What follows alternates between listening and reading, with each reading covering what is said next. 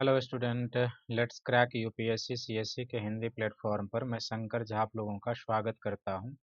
आप अनअकैडमी का सब्सक्रिप्शन कैसे लें और इस सब्सक्रिप्शन को लेकर आप क्या क्या बेनिफिट उठा सकते हैं, उससे पहले आप मेरे बारे में जान लें।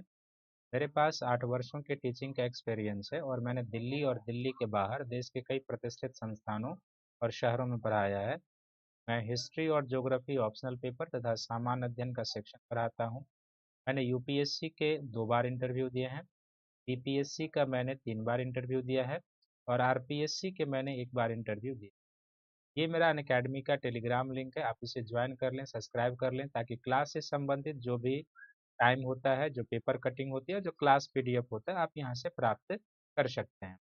अब आप अनअकैडमी का सब्सक्रिप्शन लेना चाहते हैं तो इसके लिए सबसे पहले आपको अपने मोबाइल के प्ले स्टोर से जाके अनअकैडमी का एक लर्निंग ऐप डाउनलोड करना होगा, तब आप अनअकैडमी का सब्सक्रिप्शन और उसके प्रोग्राम का बेनिफिट उठा सकते हैं। जब आप अनअकैडमी का सब्सक्रिप्शन लेते हैं तो आपको क्या क्या बेनिफिट मिलता है। सबसे पहले इसमें आपको डेली लाइव क्लास मिलता है और इस लाइव क्लास में आप अपने एडुकेटर के साथ इंगेज होके डिस्कशन के क्वेश्चन पूछ के क्लास से संबंधित जो भी डाउट होता है आप उसको क्लियर कर लेते हैं। दूसरा, इसमें आपको लाइव टेस्ट और क्विज मिलता है। इस लाइव टेस्ट और क्विज में आपको पीटी का और मेंस का टेस्ट दिया जाता है और इसके आधार पर अपने प्रिपरेशन को टेस्ट करते हैं, जज करते हैं।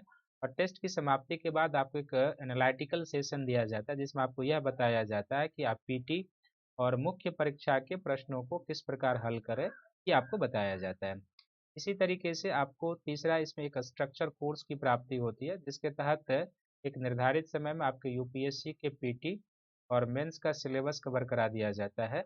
और चौथा, आप अनलिमिटेड एक्सेस को प्राप्त करते हैं, अर्थात आप भीड़ का हिस्सा नहीं बनते, देश के सबसे लार्जेस्ट ऑनलाइन एजुकेशन प्लेटफॉर्म से जुड़ जाते हैं, देश के टॉप एडुकेटर से मार्गदर्शन लेते हैं और अनअकैडमी के द्वारा प्रारंभ किए गए मोर देन 15,000 से अधिक प्रकार के कोर्सेज जो यूपीएससी के पीटी, मेंस और इंटरव्यू गाइडलाइन प्रोग्राम से संबंधित है, आप उस प्रोग्राम का बेनिफिट उठाते हैं। अर्थात अनअकैडमी के एक सब्सक्रिप्शन से आप मल्टी बेनिफिट को प्राप्त करते हैं।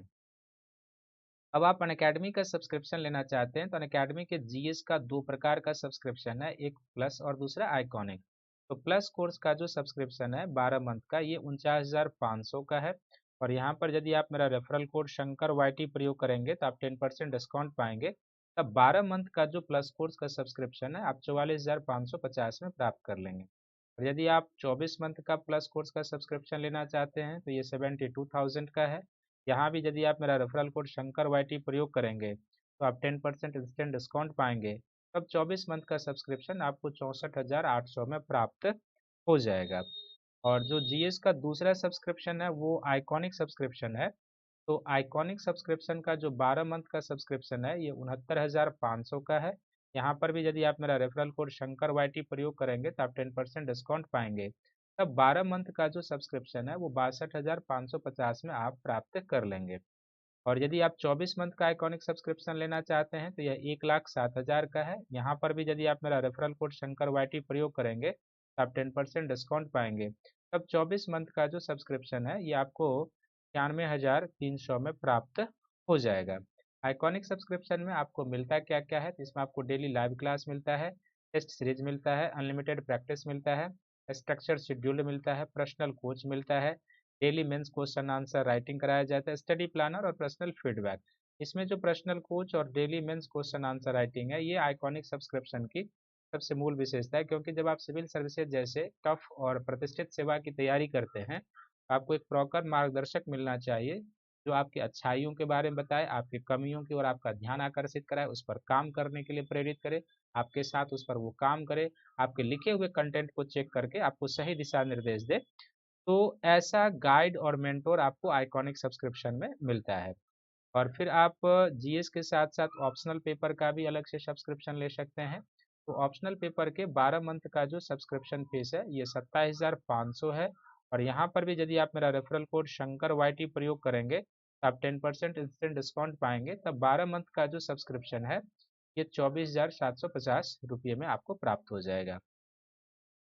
और आप अनअकैडमी के द्वारा प्रारंभ किए गए जो कॉम्बाट है आप इसमें पार्टिसिपेट कर सकते हैं। आपको केवल इसमें क्या करना होगा, इनरोल करना होगा। इनरोल करके आप इसमें अपने तैयारी को जज कर सकते हैं और कई सारे आप एक्साइटिंग प्राइज अपने लिए जीत सकते हैं। तो आप इसमें पार्टिसिपेट करें। और 2021 के प्रिपरेशन के लिए जो 6 मंथ का समय रह गया है पीटी के लिए, उस पर आधारित, और 22-23 के लिए भी अनअकैडमी के द्वारा 28 दिसंबर को एक कई सारे कोर्सेज को डिजाइन करके स्टार्ट किया गया है।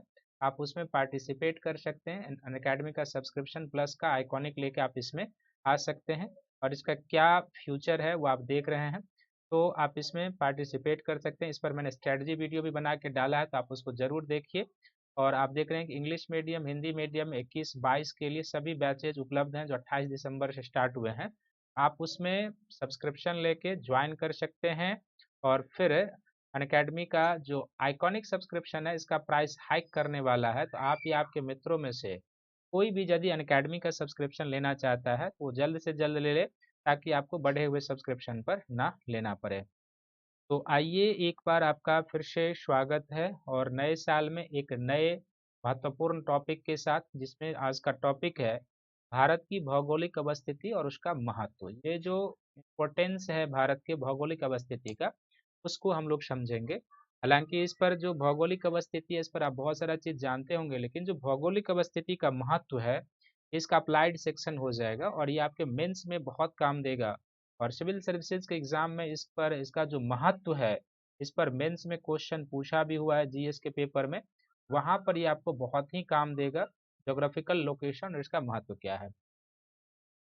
तो नए साल में इस तरीके के प्री कम मेंस, जो मैंने आपका स्ट्रेटजी भी बनाया था, जो वीडियो बना के दिया था कि फरवरी तक आपको प्री कम मेंस के हिसाब से चलना है, उसी को ध्यान में रखते हुए और इसीलिए 1 जनवरी और 2 जनवरी को दोनों आपको स्ट्रेटजी वीडियो दिया और अब तीसरा आपका सिलेबस से आ गया है।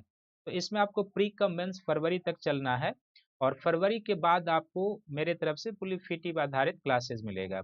इसमें भी पीटी का मटेरियल होगा, मेंस का भी मटेरियल होगा। तो आप अपना जैसे पहले नोट्स बनाते जाते थे वैसे आप अपना नोट्स डेवलप करते जाएंगे। तो इस टॉपिक में हम लोग किस किस चीज़ पर डिस्कशन करने जा रहे हैं, तो भौगोल, भारत की भौगोलिक अवस्थिति को हम लोग पहले समझेंगे अक्षांश और देशांतर के दृष्टिकोण से, दक्षिण एशिया के दृष्टिकोण से, एशिया महाद्वीप के दृष्टिकोण से और वैश्विक उपस्थिति के दृष्टिकोण से। हम लोग देखेंगे 4 दृष्टिकोण से भारत के ज्योग्राफिकल लोकेशन को भूगोल के दृष्टिकोण से व्याख्यायित हम लोग करते हैं। तो इस 4 दृष्टिकोण से इसकी व्याख्यायित करेंगे और फिर इसकी व्याख्या करने के बाद हम आपको इसका इंपॉर्टेंस एक एक पॉइंट सेक्शन के सहारे बताएंगे कि भारत की इस ज्योग्राफिकल लोकेशन का क्या महत्व है, क्या बेनिफिट प्राप्त है भारत को, उस पर चर्चा करेंगे। तो सबसे पहले जो भौगोलिक अवस्थिति का 4 पॉइंट के सहारे है, तो अक्षांश और देशांतर के सहारे जब चलेंगे तो भारत के मुख्य भूमि मेनलैंड का जो अक्षांशीय विस्तार है वो 8 डिग्री 4 मिनट उत्तर से लेकर 37 डिग्री 6 मिनट उत्तरी देशांतर तक है, 37 डिग्री 6 मिनट नॉर्थ देशांतर तक है। और यदि इसमें हम लोग आइलैंड को भी शामिल कर लेते हैं तब भारत के आइलैंड से जो अक्षांश का विस्तार हो जाएगा वो हो जाएगा 6 डिग्री 4 मिनट नॉर्थ से शुरू होगा और 37 डिग्री 6 मिनट तक। तो यहाँ पर दो चीज़ों से ध्यान में रखना है कि एक मेनलैंड का अक्षांशीय विस्तार, तो मेनलैंड का जब पूछेगा तो 8 डिग्री से होगा और जब आइलैंड का पूछेगा तो वो 6 डिग्री से हो जाएगा। जो हमारा दक्षिणतम बिंदु इंदिरा पॉइंट है वो, हालांकि वो 2004 में जब बंगाल की खाड़ी में सुनामी आया था तो डूब चुका है, लेकिन फिर भी सामरिक दृष्टिकोण से हमारा जो दक्षिणतम पॉइंट है इंदिरा पॉइंट है और हम इसको मानते हैं कि 6 डिग्री 4 मिनट से शुरू होता है। इसी तरीके से भारत का जो देशांतरीय विस्तार है वो 68 डिग्री 7 मिनट ईस्ट देशांतर से और 97 degree 25 minute 97 degree 25 minute east देशांतर के बीच है। और कर्क रेखा जो है भारत के लगभग बीचों बीच से निकला हुआ है, जो 23.5 डिग्री नॉर्थ अक्षांश की रेखा है वो भारत के बीचों बीच निकला हुआ है। तो अक्षांश और देशांत के दृष्टिकोण से जो भारत का विस्तार है वो आपको याद रखना है कि एक तो मेनलैंड का जो अक्षांशीय विस्तार है वो कितना है, 8 डिग्री से लेके 37 डिग्री तक, यानी कि मेनलैंड का अक्षांशीय विस्तार का डिफरेंसेस भी लगभग कितना है, 30 डिग्री का है। और मेनलैंड के देशांतरीय डिफरेंसेस भी कितना है, तो 97 में से आप 68 घटाएंगे तो लगभग ये भी 30 डिग्री का हो जाएगा। तो भारत का अक्षांशीय और देशांतरीय विस्तार का जो डिफरेंसेज है वो लगभग समान है। लेकिन जब अक्षांशीय और देशांतरीय विस्तार का डिफरेंसेस समान है, तो भारत की लंबाई और चौड़ाई समान होना चाहिए, लेकिन भारत की लंबाई और चौड़ाई अलग अलग है, इस पर हम चर्चा करेंगे। एक तो ये हो गया। दूसरा, दक्षिण एशिया के दृष्टिकोण से जो भारत का भौगोलिक लोकेशन है, इसका यदि हम लोग देखेंगे तो आप अगले पेज में आ जाइए, इस मैप पर आ जाए। यहाँ से क्या है कि इस मैप पर आप ज्यादा समझ में आएगा अब आपको कि ये जैसे कि मान लीजिए कि 0 डिग्री अक्षांश है, ये जो है ना इक्वेटर निकला हुआ है, ये हो जाएगा यहाँ पर 0 डिग्री अक्षांश। और 0 डिग्री अक्षांश के बाद यहाँ से निकल जाएगा जिसको हम लोग कहते हैं 0 डिग्री देशांतर रेखा, ये हो जाएगा 0 डिग्री देशांतर। तो इससे इधर का जो डिस्टेंस मापा जाता है वो ईस्ट में, और इससे इधर का जो डिस्टेंस मापा जाता है वेस्ट में। तो हम लोग पूरी तरीके से ईस्ट में है। और इसी तरीके से 0 डिग्री से इधर जो डिस्टेंस मापते हैं वो नॉर्थ में मापते हैं, और इधर जो मापते हैं वो साउथ में। भारत का जो मेनलैंड का है, यानी कि ये 0 डिग्री है, तो यहाँ से आप देख रहे हैं ये 8 डिग्री हो जाएगा। यहाँ का भारत का 37 डिग्री, ये ईस्ट है। तो भारत का गुजरात का जो ये पॉइंट है ये 68 डिग्री 7 मिनट का, और यहाँ पर जो ये पॉइंट हो जाएगा वो 97 डिग्री 25 मिनट ईस्ट का हो जाएगा। तो ये है।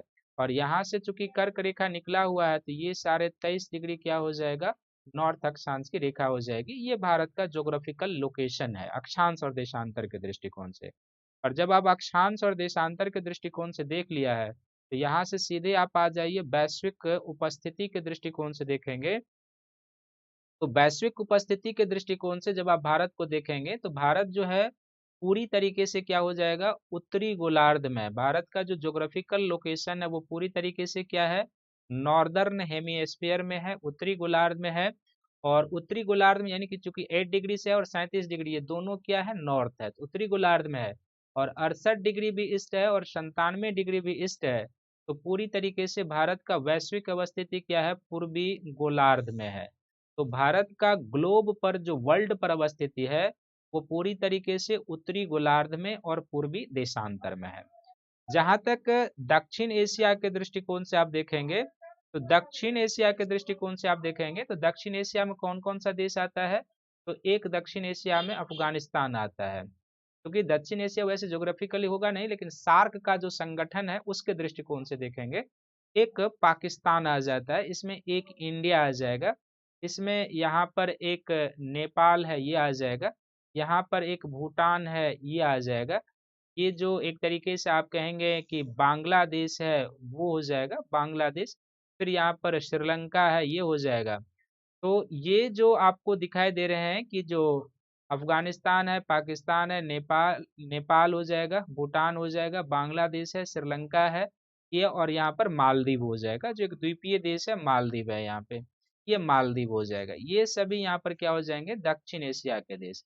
अब दक्षिण एशिया या सार्क संगठन के दृष्टिकोण से आप देखेंगे, तो सार्क संगठन के दृष्टिकोण से भी भारत की जो भौगोलिक अवस्थिति है वो सार्क में क्या है, केंद्रीय अवस्थिति है, सेंट्रल लोकेशन है, एक तरीके से केंद्रीय अवस्थिति। और ये केंद्रीय अवस्थिति भारत के लिए विशेष महत्व है। यहाँ से भारत श्रीलंका के साथ जुड़ता है, यहाँ से मालदीव के साथ, द्वीपीय देशों के साथ, फिर पाकिस्तान के, फिर अफगानिस्तान है, नेपाल है, भूटान है और बांग्लादेश। तो दक्षिण एशिया के दृष्टिकोण से भी भारत का सेंट्रल लोकेशन है, ये ध्यान में रखेंगे। और ये जो केंद्रीय स्थिति है भारत की दक्षिण एशिया के दृष्टिकोण से, यह केंद्रीय स्थिति भारत को विशेष महत्व प्रदान करता है। सभी देशों के साथ जो अंतर्राष्ट्रीय संबंध होता है, उस अंतर्राष्ट्रीय संबंध को स्थापित करने में यह केंद्रीय लोकेशन विशेष मददगार साबित हो रहा है। और इसी तरीके से जो अंतरिक्षीय संबंध होते हैं, स्पेशियल जो संबंध होते हैं, उस अंतरिक्षीय संबंध को भी स्थापित करने में ये विशेष मददगार साबित हो रहा है। तो दक्षिण एशिया के दृष्टिकोण से भारत की सेंट्रल लोकेशन है और वो हमारे लिए व्यापक महत्व का है। इसी प्रकार यदि आप इसको एशिया महाद्वीप के दृष्टिकोण से देखेंगे, तो एशिया महाद्वीप में भी आप देखेंगे कि भारत का जो है हिंद महासागर पर शीर्षतम स्थिति है। एशिया दृष्टिकोण से, एशिया महाद्वीप के दृष्टिकोण से और हिंद महासागर के दृष्टिकोण से भारत का जो है एक तरीके से शीर्ष की स्थिति है, हेड है भारत हिंद महासागर का। और विश्व का एकमात्र महासागर है जिसका नाम किसी भी देश के नाम पर रखा गया है, वो इंडियन ओशियन है। और आप देख रहे हैं कि बिल्कुल इंडियन ओशियन के हेड पर भारत जो है वो अवस्थित है, भारत की ज्योग्राफिकल अवस्थिति है। तो भारत की जो भौगोलिक अवस्थिति है, जिसको आपने अक्षांश के दृष्टिकोण से देखा है कि कहाँ पर क्या है, दूसरा, दक्षिण एशिया के दृष्टिकोण से देखा जो बिल्कुल दक्षिण एशिया में भारत की सेंट्रल अवस्थिति है। एशिया महाद्वीप में और हिंद महासागर में भी ये क्या है कि हिंद महासागर के शीर्ष पर हेट है।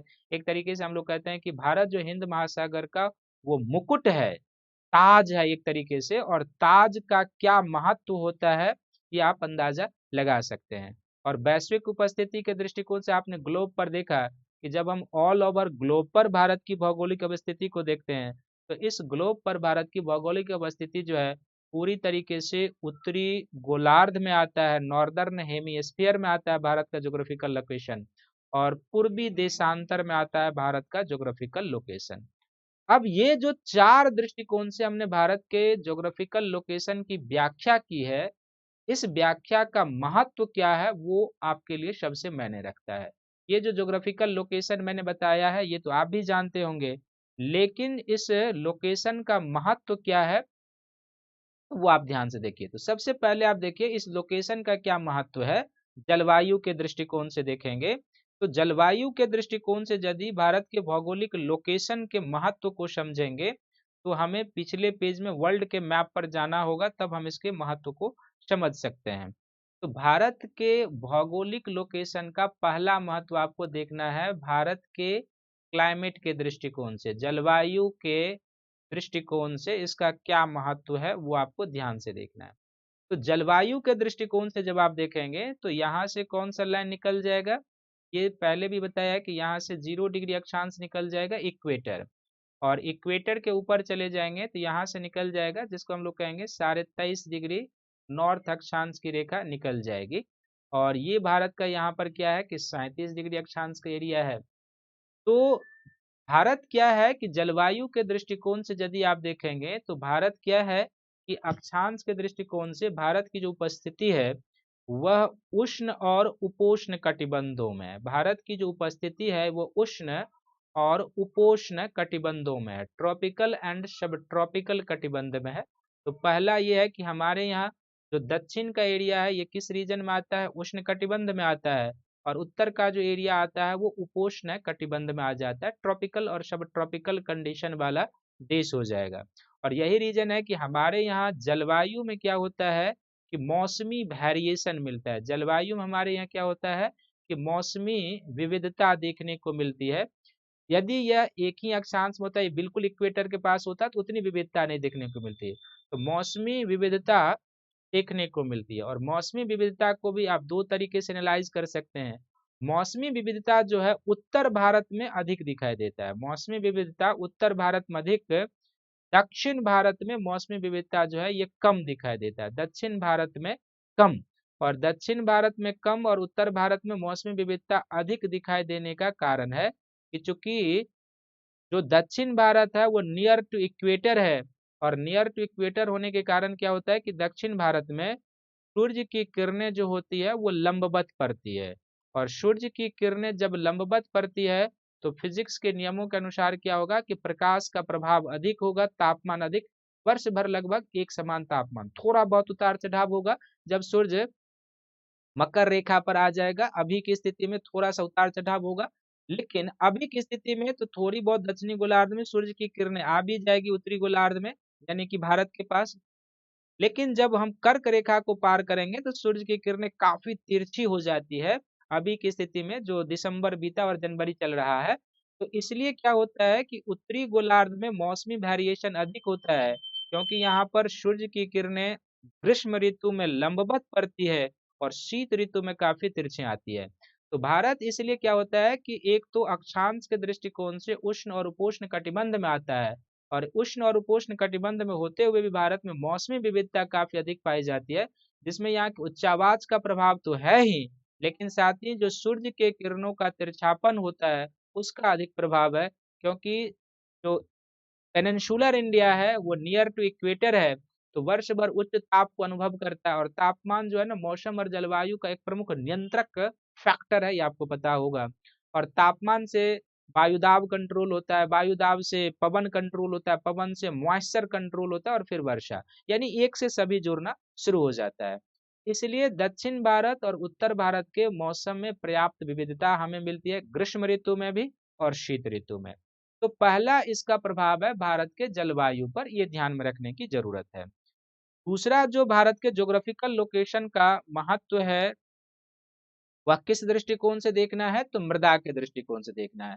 अब आप देखेंगे कि भारत में क्या है कि ऑल ओवर 8 प्रकार की मृदा पाई जाती है। और ये जो 8 प्रकार की मृदा पाई जाती है, तो मृदा के निर्माण में कई तत्वों का योगदान होता है। लेकिन भारत में जो 3 मृदा पाई जाती है वो जलवायु की उपज है। तो भारत में जो एक शुष्क मृदा पाई जाती है वह जलवायु की उपज है। ड्राई सॉइल या एरिडो सॉइल जलवायु की उपज है। दूसरा हमारे यहाँ जो लेटेराइट मृदा पाई जाती है, वह लेटेराइट मृदा भी क्या है कि जलवायु की उपज है। और तीसरा हमारे यहाँ एक तरीके से जो पीट मृदा पाई जाती है, वो पीट मृदा भी जलवायु की उपज है। तो शुष्क मृदा कहाँ पर मिलता है, तब आप इसको समझ पाएंगे। शुष्क मृदा ऐसे क्षेत्रों में मिलता है जहां पर वर्षा के तुलना में वाष्पीकरण अधिक हो। वर्षा के तुलना में वाष्पीकरण अधिक हो, वहां पर शुष्क मृदा एरिडोसॉइल मिलता है। वाष्पीकरण अधिक हो, नमी कम होती है वहां पर, तो यहाँ पर क्या होगा, शुष्क सॉइल। तो भारत में जो पश्चिमी राजस्थान है, यहाँ पर क्या है कि वर्षा के तुलना में वाष्पीकरण क्या हुआ, अधिक है। और इसलिए यहाँ पर हमें क्या मिलता है, ड्राई सॉइल मिलता है, क्योंकि टेम्परेचर अधिक मिलता है। यहाँ पे नमी है नहीं, वनस्पति कम है, वर्षा की मात्रा कम होती है, तो जो भी नमी होती है वो वाष्पीकृत होकर निकल जाता है। दैट्स वाई यहाँ पर है। तो यहाँ पर शुष्क मृदा। दूसरा जो लेटराइट मृदा है, ये ऐसे भौगोलिक प्रदेशों में मिलता है जहां पर क्या हो, वर्ष भर उच्च तापमान हो, वर्ष भर उच्च ताप का एरिया हो, वर्ष भर उच्च ताप हो, पहला पॉइंट। दूसरा पॉइंट क्या है यहाँ पर कि वर्ष भर उच्च ताप तो हो ही, साथ ही क्या है यहाँ पर कि वर्षा की मात्रा, और वर्षा जलवायु का तत्व है, वर्षा की मात्रा अधिक हो, यानी कि वर्षा की मात्रा मूसलाधार हो, मूसलाधार जहां पर वर्षा होती है वो। और तीसरा पॉइंट कि जहां पर वर्ष का एक सीजन यदि आर्द्र हो तो दूसरा सीजन शुष्क हो। तो इसमें भी आप देख रहे हैं कि तीनों में जलवायु के तत्वों की प्रधानता है। और भारत में लेटराइट मृदा जो इस दृष्टिकोण से देखेंगे, तो दक्षिण का जो केरल, कर्नाटक, तमिलनाडु का राज्य है, जो कुछ पूर्वोत्तर के राज्य हैं, वहां पर मिलती है। और इसी तरीके से पीट मृदा का जो भी निर्माण होता है, इसमें भी जलवायु के तत्वों का योगदान है। तो जलवायु के तत्वों का क्या योगदान है, तो सबसे पहले क्या है, तो पीट मृदा भी वहां बनता है जो भारी वर्षा का क्षेत्र हो, हैवी रेनफॉल का क्षेत्र हो, वहां पर बनता है। जहां पर गुड ग्रोथ ऑफ वेजिटेशन हो, वेजिटेशन का अच्छा विकास हुआ हो, यहाँ पर बनता है। और जहां पर नमी अधिक हो, मॉइस्चर अधिक हो, वहां पर बनता है। तो वर्षा भी जो है किसका, जलवायु का तत्व है। और वनस्पति जलवायु की उपज होती है, नमी भी है। तो भारत में जो 8 प्रकार की मृदा पाई जाती है, उसमें से जो 3 मृदा है, जो शुष्क मृदा है, जो लेटराइट मृदा है, जो पीट मृदा है, ये जलवायु की उपज है। और जो कि भारत की यदि भौगोलिक अवस्थिति ऐसी नहीं होती, क्योंकि भारत उपोष्ण कटिबंध में भी है, उष्ण कटिबंध में भी आता है, तो उष्ण कटिबंधीय क्षेत्र उपयुक्त होता है लेटराइट मृदा के लिए। भारी वर्षा भी होती है भारत में, वो मिलता है। जहां पर टेम्परेचर कम है, वर्षा कम है, लेकिन वास्तव में टेम्परेचर अधिक है, वर्षा कम होती है, वाष्पीकरण अधिक हो जाता है, वहां शुष्क मृदा है। और पीट मृदा भी इसी की उपज मानी जाती है। तो भारत के सॉइल के विकास पर जलवायु के तत्वों का प्रभाव काफी अधिक है। फिर जो वनस्पति के दृष्टिकोण से देखेंगे, तो वनस्पति के दृष्टिकोण से आपको देखना है कि भारत में क्या है,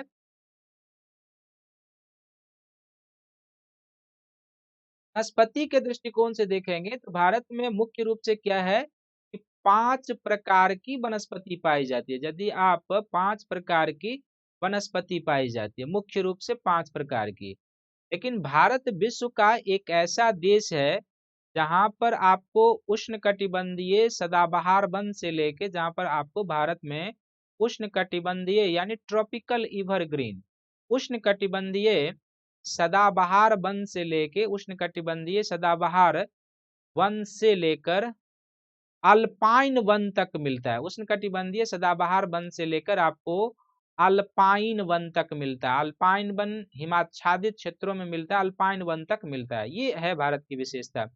अब देखो, ट्रॉपिकल एवरग्रीन फॉरेस्ट हमारे लिए यहाँ पर क्यों मिलता है, क्योंकि कुछ तो हम ट्रॉपिकल एरिया के नजदीक हैं। जो प्रायद्वीपीय भारत है वो क्या है, 23.5 डिग्री नॉर्थ अक्षांश के दक्षिण में है, तो यहाँ पर उष्णकटिबंधीय सदाबहार वनों के विकास के लिए उपयुक्त दशाएं हैं कि जो उष्णकटिबंधीय सदाबहार वनों के विकास के लिए टेम्परेचर होना चाहिए वो मिलता है। उष्णकटिबंधीय सदाबहार वन के विकास के लिए जितनी मात्रा में रेनफॉल होना चाहिए वो मिलता है। और फिर जो यहाँ पर उष्णकटिबंधीय सदाबहार वन के विकास के लिए नमी होना चाहिए जिसको आप मॉइस्चर कहेंगे, तो वो यहाँ पर मिलता है। ये तीनों दक्षिण भारत में, अंडमान निकोबार में, इन क्षेत्रों में, केरल में मिलता है, तो वो वनस्पति हमारे यहाँ मिलती है। और यदि भारत मान लीजिए कि इक्वेटर के नजदीक नहीं होता, केवल उपोष्ण कटिबंधों में ही होता, तो फिर भारत में ट्रॉपिकल एवरग्रीन वनस्पति नहीं मिलती। ये भारत का ज्योग्राफिकल लोकेशन है, अक्षांशीय विस्तार है कि भारत में ट्रॉपिकल एवरग्रीन फॉरेस्ट भी मिलती है, क्योंकि टेम्परेचर, नमी, रेनफॉल उस प्रकार का है भारत में। इसी प्रकार से आप उत्तर भारत में आ जाएंगे तो वनस्पति का नेचर चेंज होते जाता है, और हिमालय के पर्वतीय प्रदेश में चले जाएंगे तो यहाँ पर पर्वतीय क्षेत्र की जैसे जैसे विविधता टेम्परेचर की होती जाती है, जैसे जैसे रेनफॉल की विविधता होती जाती है, जैसे जैसे एल्टीट्यूड की विविधता होती जाती है, जैसे जैसे नमी की डिफरेंसेस होते जाते हैं, वनस्पति का नेचर भी चेंज होते जाता है। तो हाइट के हिसाब से, टेम्परेचर के हिसाब से, रेनफॉल के हिसाब से, एल्टीट्यूड के हिसाब से और नमी के हिसाब से पर्वतीय हिमालय के क्षेत्र के वनस्पति भी चेंज होते रहे। सबसे नीचे में जाएंगे तो आपको सदाबहार और पर्णपाती वन मिलेगा, उसके ऊपर शीतोष्ण वन मिलेगा, और अधिक ऊंचाई जाएंगे तो कोंधारी वन मिलता है। इस तरीके से वनस्पति का नेचर चेंज हो जाता है। कुल मिला के भारत में उष्णकटिबंधीय सदाबहार वन से लेकर जो अल्पाइन वन तक मिलती है, इस पर भारत के भौगोलिक लोकेशन का अधिक प्रभाव है, ये आपको ध्यान में रखने की जरूरत है। फिर सामरिक दृष्टिकोण से व्याख्या करने से पहले हम व्यापारिक और वाणिज्यिक दृष्टिकोण से इसका व्याख्या करते हैं, और ये जो सामरिक दृष्टिकोण है इस पर आगे चर्चा करेंगे। लेकिन व्यापारिक और वाणिज्यिक दृष्टिकोण से आप देखिए जो भारत की ज्योग्राफिकल लोकेशन है उसको आपको समझने में मददगार मिलेगा। आप इस पेज पर आ जाएं तो भारत के भौगोलिक अवस्थिति का अगला पॉइंट है कि व्यापार और वाणिज्य के दृष्टिकोण से क्या महत्व है। व्यापार और वाणिज्य के दृष्टिकोण से क्या महत्व है। तो व्यापार और वाणिज्य के दृष्टिकोण से जिसका महत्व है, तो सबसे पहले आप देखिए कि इस आर्थिक पॉइंट में, इसको यदि आप आर्थिक पॉइंट के तहत कर लें, और आर्थिक पॉइंट में कई सारा एरिया आएगा वो आप ध्यान से, इसमें पहला व्यापार और वाणिज्य।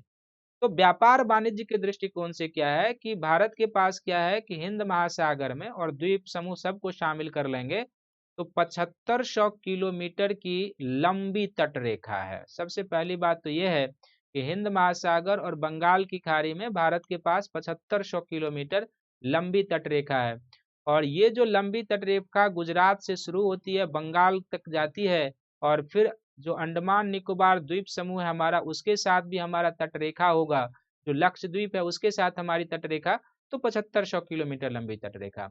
और इस 7500 लंबी तट रेखा जो अरब सागर और बंगाल की खाड़ी में, इसके कारण हमारे पास क्या है कि ईईजेड का क्षेत्र भी विशाल है। हमारे पास विशाल ईईजेड का क्षेत्र यानी एक्सक्लूसिव इकोनॉमिक जोन, जिसको हम लोग क्या कहते हैं, अनयन आर्थिक क्षेत्र कहते हैं। तो हमारे पास क्या है कि इसके कारण विशाल एक अनयन आर्थिक क्षेत्र है।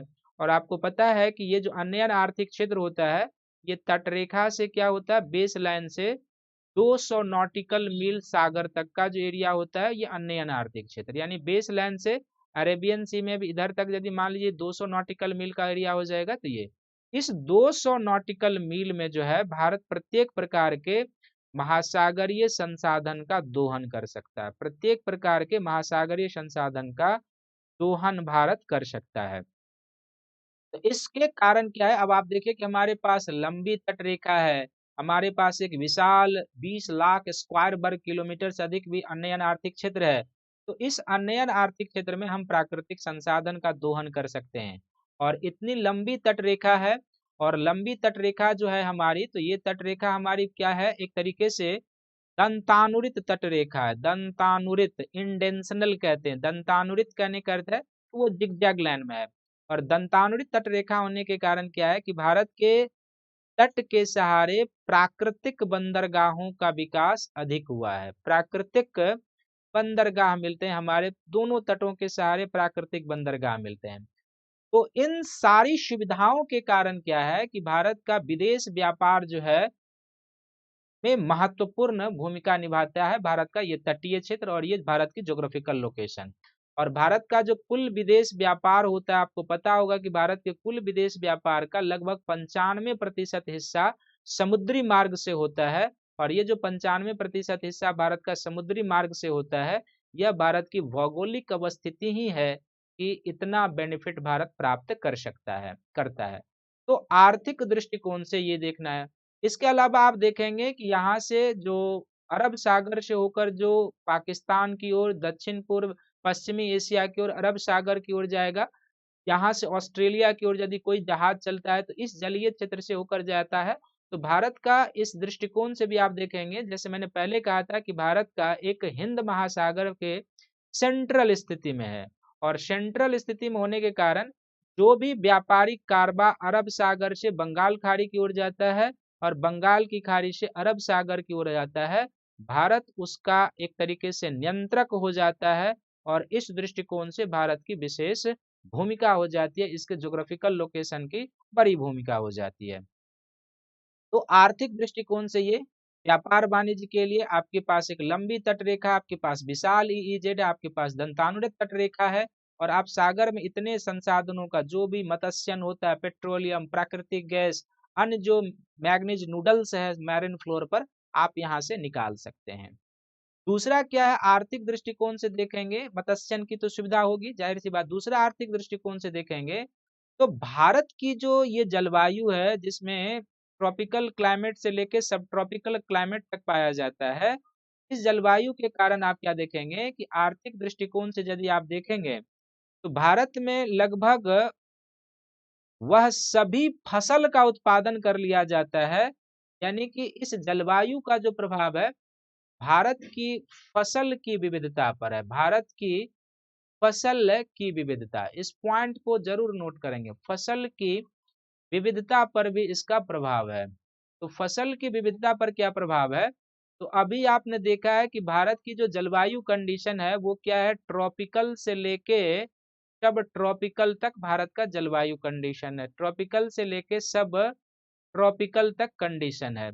इस ट्रॉपिकल से लेके सब ट्रॉपिकल कंडीशन के कारण क्या है कि भारत में वह सारी फसलें उगाई जाती है वह सारी फसलें उगाई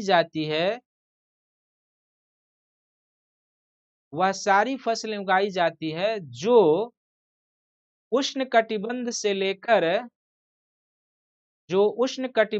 लेकर अल्पाइन क्षेत्रों में, ध्रुवीय क्षेत्रों में उगाए जा सकते हैं। जो उष्ण कटिबंध से लेकर अल्पाइन क्षेत्रों में अर्थात ध्रुवीय क्षेत्रों में उगाए जा सकते हैं। अल्पाइन क्षेत्रों में या ध्रुवीय क्षेत्रों में उगाए जा सकते हैं, ध्रुवीय क्षेत्रों में उगाए जा सकते हैं। तो इसका रीजन यही है, भारत में इतनी फसल क्रॉप डाइवर्सिटी है, उसका भारत का एक जलवायु से भी संबंध है। क्योंकि हमारे यहाँ ट्रॉपिकल रीजन में जो क्रॉप होगा वो भी हो सकता है, जो सब ट्रॉपिकल रीजन में होगा वो भी हो सकता है। और हिमालय के क्षेत्रों में चले जाएंगे तो अक्षांश और एल्टीट्यूड इतना बढ़ जाता है, उसके कारण जो पोलर रीजन में, जो सब पोलर रीजन में उत्पादित होने वाले फसल होते हैं सभी, इसीलिए हमारे यहाँ आप देखते हैं कि लगभग सभी प्रकार के खाद्यान्न फसल का उत्पादन हो जाता है, लगभग सभी प्रकार के मोटे अनाज का उत्पादन हो जाता है, लगभग सभी प्रकार के नकदी फसलों का भी उत्पादन हो जाता है। और वो सभी बागानी फसल भी भारत में हो जाता है जो इक्वेटोरियल रीजन में होता है, जैसे रबर की खेती और अन्य जैसे तार, नारियल, ये सभी जितने भी होते हैं सब। तो चार कैटेगरी में जो फसलों को हम लोग रखते हैं, खाद्यान्न फसल के रूप में, मोटे अनाज के रूप में, नकदी फसल के रूप में, हॉर्टिकल्चर के रूप में, ये सभी भारत में होता है, सभी प्रकार की फसलें उत्पादित की जाती है। और इसका जो एक मेन रीजन है वह है भारत की भौगोलिक अवस्थिति, जो ट्रॉपिकल और सब ट्रॉपिकल कंडीशन में है। मौसम की जो विविधता होती है इस ट्रॉपिकल सब ट्रॉपिकल कंडीशन के कारण वो भी है। और सबसे महत्वपूर्ण बात, जो एक और पॉइंट आपको इसमें ऐड करना है कि भारत के भौगोलिक लोकेशन का और क्या प्रभाव पड़ता है, तो भारत के भौगोलिक लोकेशन का आपको सामरिक दृष्टिकोण से और अंतरराष्ट्रीय संबंधों के दृष्टिकोण से मूल्यांकन करना है। तो जब भारत के सामरिक दृष्टिकोण से आप भारत के ज्योग्राफिकल लोकेशन का मूल्यांकन करेंगे, तो इसका अर्थ है कि अंतरराष्ट्रीय संबंधों के दृष्टिकोण से इसका बराबर महत्व है। अंतरराष्ट्रीय संबंधों के दृष्टिकोण से ये पॉइंट मैं आपको बहुत ही अच्छा बता रहा हूं, संबंधों के दृष्टिकोण से। तो अंतरराष्ट्रीय संबंधों के दृष्टिकोण से, और दूसरा इसी में देख लेंगे सामरिक महत्व के दृष्टिकोण से, सामरिक महत्व के दृष्टिकोण से। तो भारत की जो भौगोलिक अवस्थिति है, आप देख रहे हैं इसका आधा पार्ट क्या हुआ है कि लैंड से जुड़ा हुआ है, और आधा पार्ट क्या इसका सागर में घुसा हुआ है। तो सागर में प्रवेश कर जाने के कारण क्या है कि भारत को दक्षिण पूर्व एशियाई देशों के साथ विदेश संबंध स्थापित करने में काफी मदद मिली है। इस भौगोलिक अवस्थिति के कारण दक्षिण पूर्व एशियाई देशों के साथ विदेश संबंध स्थापित करने में। दूसरा, इसी समुद्र में प्रवेश के कारण ऑस्ट्रेलिया, यानी कि यदि हम यह कह दें कि जो ओशियाना का कंट्री है, इस ओशियाना देशों के साथ, ओशियाना देश के साथ भारत का जो विदेश संबंध है स्थापित करने में भारत के भौगोलिक लोकेशन का विशेष महत्व है। फिर इसी तरीके से अफ्रीका के जो पूर्व हिंद महासागर के तटीय देश हैं, इन अफ्रीका के हिंद महासागर के तटीय देशों के साथ जो भारत का विदेश संबंध अच्छा है, तो इन तटीय देशों के साथ भारत को विदेश संबंध स्थापित करने में भारत के ज्योग्राफिकल लोकेशन का विशेष महत्व है। नजदीकी है, आप अंतरिक्ष संबंध स्थापित कर सकते हैं। यही आप देखते दक्षिण अमेरिका के साथ उतना संबंध भारत का नहीं है लेकिन जितना अफ्रीकी कंट्री के नजदीकी होने के कारण एक सागर को साझा करते हैं, एक संस्कृति को साझा करते हैं, उतनी नहीं है।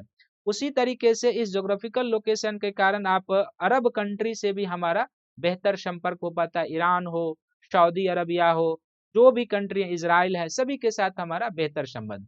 और लैंड से भी हमारा जुड़ाव है, तो लैंड से जुड़ाव होने के कारण हम अफगानिस्तान से, पाकिस्तान से, ईरान से संबंध, मध्य एशिया, सेंट्रल एशिया, चाइना के साथ, सभी के साथ, यानी कि ये जो भारत का लैंड से जुड़ा हुआ ज्योग्राफिकल लोकेशन और समुद्र के साथ घुसा हुआ ज्योग्राफिकल लोकेशन जो है, इसने भारत के विदेश संबंध को आधार देने में विशेष योगदान दिया है। चाहे वो ओशियाना का कंट्री हो, चाहे वो अफ्रीका का कंट्री हो, चाहे वो एशिया का कंट्री हो, इसके साथ भारत के विदेश संबंध स्थापित होने में बड़े महत्वपूर्ण, ये बड़े मददगार रहे भारत का ज्योग्राफिकल लोकेशन।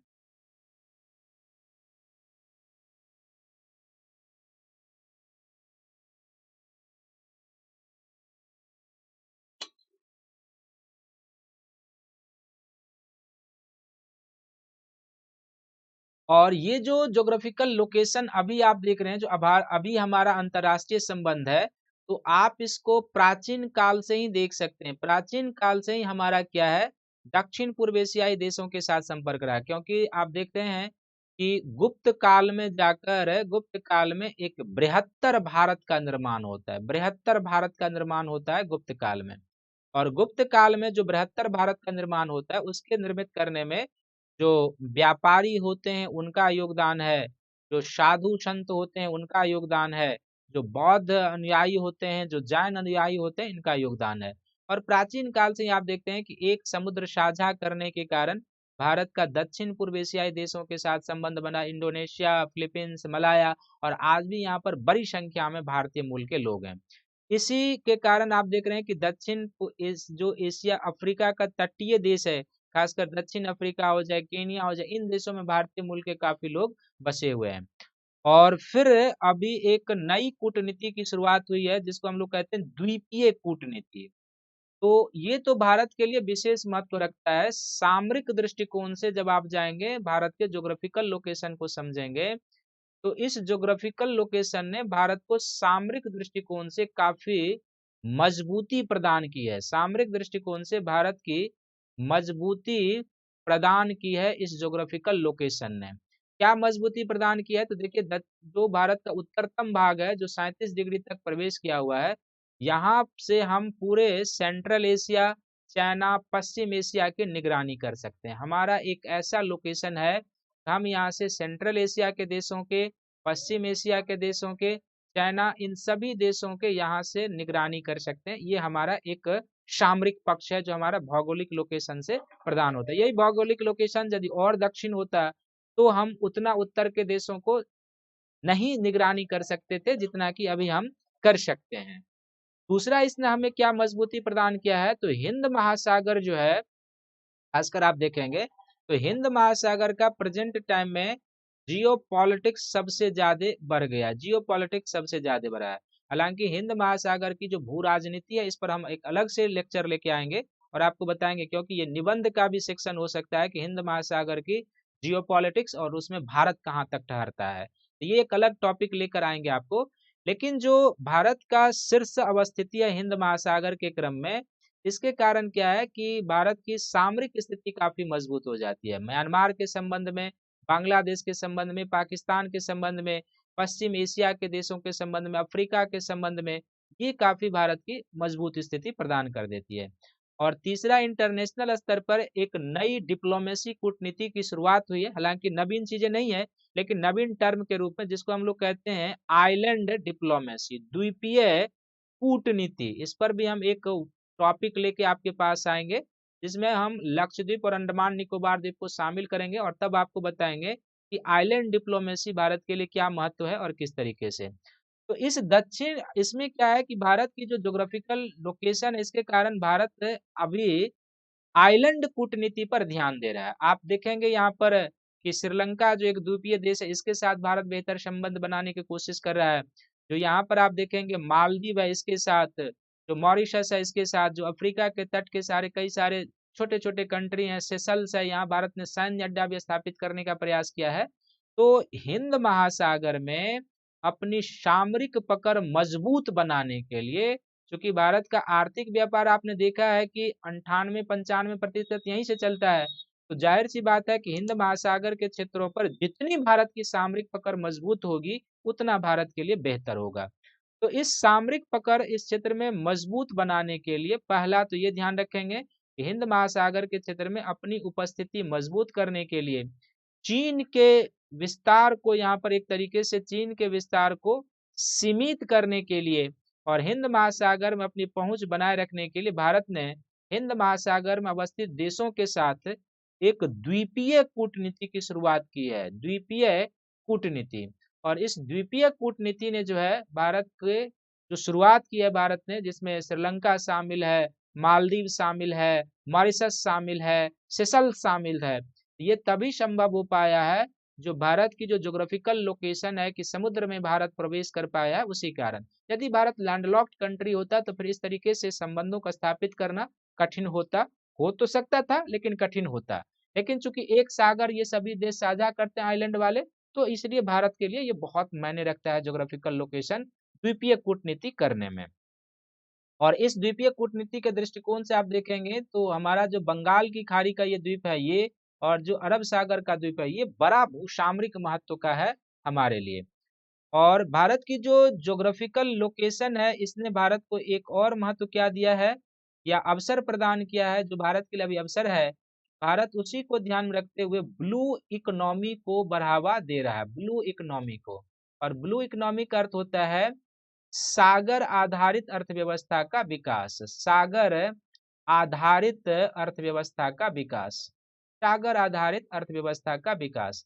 तो ये तो तभी संभव हो पा रहा है ना, सागर आधारित अर्थव्यवस्था जो भारत के डिप्लोमेसी में शामिल है, कूटनीति में शामिल है, अर्थव्यवस्था को विकास करने के लिए शामिल है, ये तो तभी संभव हो रहा है जब भारत हिंद महासागर के शीर्ष पर है और हिंद महासागर में भारत की लगभग 7500 किलोमीटर लंबी सीमा है। और सागर डिप्लोमेसी में भारत उन द्वीपीय देशों पर फोकस कर रहा है जो अपने, जो मॉरिशस है, सेशल्स है, जो दक्षिण पूर्व एशिया के देश हैं, जो अन्य रियूनियन द्वीप है, यहाँ पर रियूनियन द्वीप है, हालांकि इस पर फ्रांस का कब्जा है, लेकिन यहाँ पर भी भारत ने बेहतर संबंधों की शुरुआत की है। तो ब्लू इकोनॉमी को बढ़ावा देने में जो हमारा ज्योग्राफिकल लोकेशन है वो बड़ा मददगार साबित हो रहा है। तो कुल मिला के आपको ये देखना है कि कई सारे दृष्टिकोण से इस ज्योग्राफिकल लोकेशन के महत्व को मैंने बताया है, क्योंकि मैंने पहले ही बताया था कि ये एक एनालिटिकल सेशन है। तो फाइनल अब आपको भारत के ज्योग्राफिकल लोकेशन को किन किन दृष्टिकोण से महत्व रखना है, तो सबसे पहला जो मैंने आपको बताया था कि भारत की जो जलवायु है उसके दृष्टिकोण से, जलवायु के दृष्टिकोण से आपके भारत के ज्योग्राफिकल लोकेशन को एनालिसिस करना है, पहला। दूसरा, आपके भारत के ज्योग्राफिकल लोकेशन को किस दृष्टिकोण से एनालिसिस करना है, तो वनस्पति के दृष्टिकोण से ज्योग्राफिकल लोकेशन को एनालिसिस करना है। तीसरा, आपको भारत में मृदा के दृष्टिकोण से इसके ज्योग्राफिकल लोकेशन को एनालिसिस करना है। चौथा, आपको यहाँ पर एक तरीके से आप कहेंगे कि जो आर्थिक गतिविधि है, इस आर्थिक गतिविधि के दृष्टिकोण से आपको इसके लोकेशन का एनालिसिस करना है। पांचवा, आपको देखना है यहाँ पर कि जो ब्लू इकोनॉमी है, ब्लू इकोनॉमी के दृष्टिकोण से इसका क्या महत्व है। छठा, आपको देखना है कि जो भारत ने द्वीपीय कूटनीति के दृष्टिकोण से जो आइलैंड डिप्लोमेसी है, इस द्वीपीय कूटनीति के दृष्टिकोण से भारत के ज्योग्राफिकल लोकेशन का मूल्यांकन करना है। सातवां, अंतरराष्ट्रीय संबंधों को स्थापित करने में यह ज्योग्राफिकल लोकेशन कितना मददगार साबित हो रहा है, इस दृष्टिकोण से आपको देखना है। आठवां, आपको सामरिक दृष्टिकोण से इसका मूल्यांकन करना है, सामरिक दृष्टिकोण से। और नौवां, आप देखेंगे कि भारत में जो इतनी सांस्कृतिक विविधता पाई जाती है, तो सांस्कृतिक जो विविधता पाई जाती है, जो सांस्कृतिक विविधता है, जो आर्थिक विविधता है, कहीं न कहीं इस पर जलवायु का जरूर प्रभाव होता है। जो भाषा होता है, जो धर्म है, जो खान-पान है, जो वेशभूषा है, जो पहनावा ओढ़ावा है, जो आवास का निर्माण है, इन सब पर भी आप भारत के ज्योग्राफिकल अवस्थिति का विश्लेषण करेंगे। किस पर? सांस्कृतिक तत्वों में। तो भाषा के ऊपर क्या प्रभाव है, भाषा के ऊपर देखिए भूगोल का प्रभाव पड़ता ही है ज्योग्राफिकल लोकेशन का, और ज्योग्राफिकल लोकेशन से साथ जो जलवायु के तत्व होते हैं वो। भाषा के ऊपर क्या प्रभाव है, धर्म की विविधता के ऊपर प्रभाव है। इसी तरीके से जो पहनावा ओढ़ावा है, इसके ऊपर भारत के ज्योग्राफिकल लोकेशन का प्रभाव है। उसी तरीके से जो आप कहेंगे खान-पान है, इस खान-पान के ऊपर ज्योग्राफिकल लोकेशन का प्रभाव है। इसी तरीके से जो अन्य चीजें हैं, अन्य जो भी सांस्कृतिक चर होता है, उन सब के ऊपर जो है किसी न किसी रूप में ज्योग्राफिकल लोकेशन का प्रभाव है। चाहे वो आवास का निर्माण हो, बिल्डिंग का निर्माण हो, तो वह पूर्वोत्तर भारत में आप चले जाइए, तो पूर्वोत्तर भारत में लोगों के छत जो होते हैं अधिक ढाल वाले होते हैं, और जैसे जैसे आप पूर्व से पश्चिम की ओर जाएंगे छतें अधिक सपाट होने लगती है। क्यों? क्योंकि यहाँ पर वर्षा का जो है सो इम्पैक्ट है, वर्षा जलवायु का तत्व है। तो ये जो भारत का ज्योग्राफिकल लोकेशन है, ये भारत के लिए क्या महत्व रखता है, ये मैंने आपको इस लेक्चर में बताया है। तो मैं उम्मीद करता हूँ कि आपका एक मेंस का जो टॉपिक है वो बहुत ही अच्छे से आपका क्लियर हो गया होगा। आप इस वीडियो को देखकर आप इसका नोट्स बना लेंगे, खासकर जो महत्व वाला पॉइंट बताया है उसको जरूर नोट कर लेंगे। और इसी तरीके से आपका मैं पीटी और मेंस का हमारे जो भी एरिया में है सबका मैं एक से एक एक्सीलेंट क्लास आपके तक पहुंचाने का प्रयास करूंगा। तो तब तक आप इस वीडियो को देखिए, सभी लोग लाइक कीजिए, शेयर कीजिए, सब्सक्राइब कीजिए, और फिर से हम अगले वीडियो में आपके साथ लेकर आएंगे। तब तक आप या आपके मित्रों में से यदि कोई भी अनअकैडमी का सब्सक्रिप्शन लेना चाहता है, जीएस का प्लस कोर्स का या भी आइकॉनिक, तो मेरा रेफरल कोड जो शंकर वाईटी आप इसको प्रयोग करेंगे तो आप 10% डिस्काउंट पाएंगे।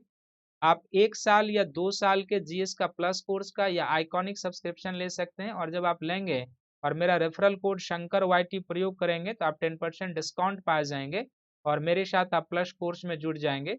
और इसी प्रकार से आप ऑप्शनल पेपर का भी अलग से सब्सक्रिप्शन ले सकते हैं, और ऑप्शनल पेपर का अलग से सब्सक्रिप्शन लेकर आप हमसे ज्योग्राफी और हिस्ट्री ऑप्शनल पेपर में जुड़ सकते हैं। तो यहाँ पर भी आप मेरा referral code Shankar YT apply करेंगे तो आप 10% डिस्काउंट प्राप्त कर लेंगे। और इस वीडियो को सभी लोग लाइक कीजिए, शेयर कीजिए, सब्सक्राइब कीजिए, ताकि अधिक से अधिक लोग इसका बेनिफिट उठा सकें। और आप ज़रूर कमेंट कीजिएगा कि आपके लिए ये वीडियो कितना मददगार हुआ, और आप किस तरीके से एक्सपेक्टेशन हमसे रखते हैं, और हम उस आपके डिमांड पर खरे उतरने का प्रयास करेंगे। तो सभी को थैंक यू है, धन्यवाद है, मिलते हैं अगले सेशन में।